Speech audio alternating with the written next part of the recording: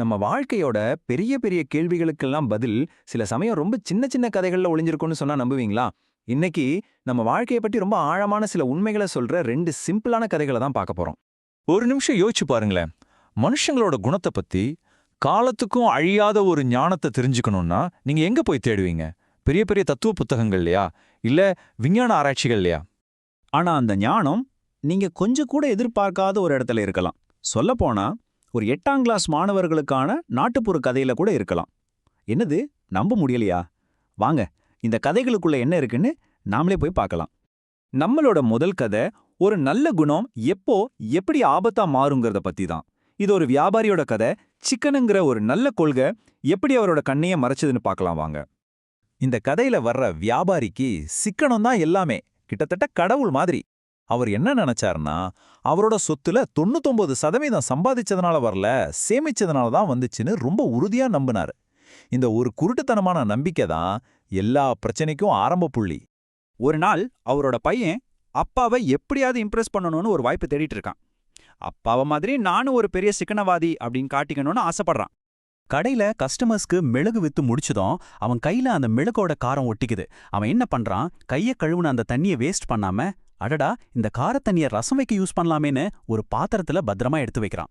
மத்தியான சாப்பாட்டுக்கு உட்கார்ந்தப்போ அப்பா நம்மள பாராட்ட போறாருங்கிற ஒரு பெரிய பெருமிதத்தோட சொல்றான், அப்பா இன்னைக்கு நான் மிளகு தண்ணியே வேஸ்ட் பண்ணாம அதையே ரசம் வச்சுட்டேன், பாத்தீங்களா நான் எவ்வளோ சிக்கனமா இருக்கேன்னு.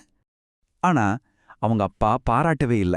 அதுக்கு பதிலா அப்படியே இடி விழுந்த மாதிரி கத்த ஆரம்பிச்சிட்டாரு. அடப்பாவி, என் சொத்தையெல்லாம் இப்படி அழிக்கிறதுக்காடா உன்னை வளர்த்தேன். அந்த தண்ணியில ஒரே ஒரு விரலை மட்டும் நினைச்சு ரசம் வச்சிருந்தா 5 நாளைக்கு வந்திருக்குமேடா. எல்லாத்தையும் ஒரே நாள்ல வீணாக்கிட்டியே. இங்க பாருங்க, சிக்கனுங்கிற ஒரு நல்ல விஷயம் எப்படி ஒரு மனநோய் மாதிரி மாறி இருக்குன்னு. சரி வாங்க அடுத்த கதைக்கு போலாம். இது கொஞ்சம் காமெடியான கதை. அதாவது தப்பான இடத்துல நம்மளோட திறமைய காட்டினா என்ன ஆகுங்கிறத பத்தி. இந்த கதை 2 அண்ணன் தம்பிங்களை பத்தினது. அண்ணா இருக்காரே, அவரு கல்யாண வீட்டு விசேஷத்துல ஒரு எக்ஸ்பர்ட். தம்பி துக்க காரியங்கள்ல ஒரு ஸ்பெஷலிஸ்ட். இதுல என்ன வேடிக்கைனா, ஒருத்தருக்கு இன்னொருத்தரோட வேலைய பத்தி ஒரு துளி கூட தெரியாது. ஒரு நாள் அவங்களுக்கு ஒரு விபரீதமான ஐடியா வருது. ஏன் நம்ம இடத்த மாத்திக்க கூடாது அப்படின்னு யோசிக்கிறாங்க. சரி, பிளான் படி கல்யாண வீட்டு எக்ஸ்பர்ட்டான அண்ணன் ஒரு துக்க வீட்டுக்கு போறாரு. என்ன ஆக போகுதோ? அங்க துக்க வீட்ல எல்லாரும் அழுதுட்டு இருக்கிறத பார்த்து அவருக்கு ஒண்ணுமே புரியல. ஏய், என்ன இது, இந்த நல்ல நாள்ல போய் எல்லாரும் அழுதுட்டு இருக்கீங்க, எல்லாரும் சந்தோஷமா உட்காருங்க அப்படின்னு அட்வைஸ் பண்றாரு. ரிசல்ட், நல்லா அடிச்சு துரத்தி விடுறாங்க.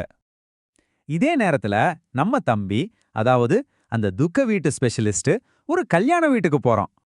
அங்க கல்யாண வீட்ல எல்லாரும் சிரிச்சு ஆடி பாடிட்டு இருக்காங்க. இத பார்த்த தம்பிக்கு அப்படியே ரத்தம் கொதிக்குது. என்ன அநியாயம் அது, எல்லாரும் இப்படி கூத்தடிச்சிட்டு இருக்கீங்களே, நேரம் ஆகுது, சீக்கிரம் மயானத்துக்கு கிளம்ப வேண்டாமான்னு கோவமா கத்துறான். பாவம், அண்ணனுக்கு கிடைச்சதை விட இவனுக்கு டபுள் மடங்கு அடி விழுது. இப்போ அடி வாங்கிட்டு வந்த இந்த 2 அண்ணன் தம்பிகளும் நம்ம முதல் கதையில பார்த்த அந்த கோபக்கார வியாபாரியும் ஒரே ஒரு புள்ளியில சந்திக்கிறாங்க. அது என்னன்னா, இந்த அண்ணன் தம்பிகளோட அப்பா சொல்ற ஒரு அட்வைஸ் தான். நடந்ததை எல்லாத்தையும் கேட்ட அவங்க அப்பா கொஞ்சம் கூட கோவப்படல. ரொம்ப அமைதியா தன்னோட பசங்களுக்கு வாழ்க்கையோட மிக முக்கியமான ஒரு பாடத்தை சொல்லிக் கொடுக்கறாரு. அவர் சொன்னது ரொம்ப சிம்பிள்.